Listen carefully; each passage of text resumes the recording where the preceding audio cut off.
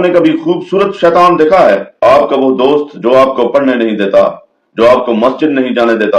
جو آپ کو اللہ سے دور کرتا ہے، دین سے دور کرتا ہے، جو آپ کو ہر وقت کھیل میں لگائے رکھتا ہے، آپ کا وقت ضائع کرتا ہے، بیکار چیزوں میں مصروف رکھتا ہے۔ اور اس سے بھی زیادہ خوبصورت شیطان میرے نوجوانوں، وہ لڑکی جس سے آپ محبت کے دعوے کرتے ہیں، جس سے وعدے کرتے ہیں، وعید کرتے ہیں، جس کو آپ اپنا سب کچھ سمجھ بیٹھتے ہیں اور اس کی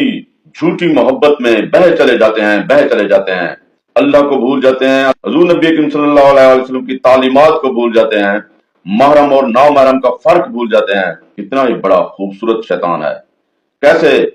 جال بچھاتا ہے تمہیں پھانسنے کے لیے، اور کیسے تمہیں جہنم کی طرف ہانک کر لے جاتا ہے۔ بظاہر بڑا ہی پرکشش اور خوبصورت، لیکن انجام بہت ہی بھیانک۔ میرے نوجوانوں،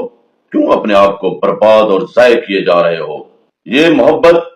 اپنوں پر لٹائیں، اپنے پیرنٹس پر، بہن بھائیوں پر لٹائیں، خود اپنی ذات پر لٹائیں، اپنے اوپر کام کریں، اپنی شخصیت پر کام کریں، سکلز پر کام کریں، سٹرگل کریں، اپنے آپ کو گروم کریں، اپنی گروتھ کریں،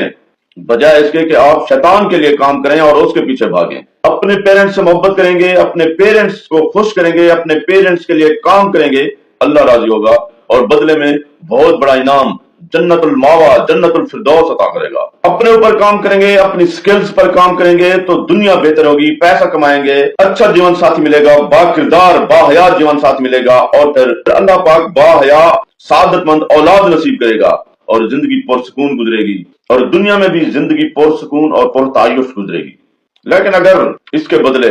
شیطان کے راستے پر چلو گے، شیطان کو خوش کرو گے، تو یہ طے ہے کہ دنیا میں بھی ذلیل اور رسوا ہوگے، دنیا میں بھی خوار ہوگے، اور آخرت میں جہنم کے علاوہ کچھ بھی حاصل نہیں ہو سکے گا۔ اللہ اکبر۔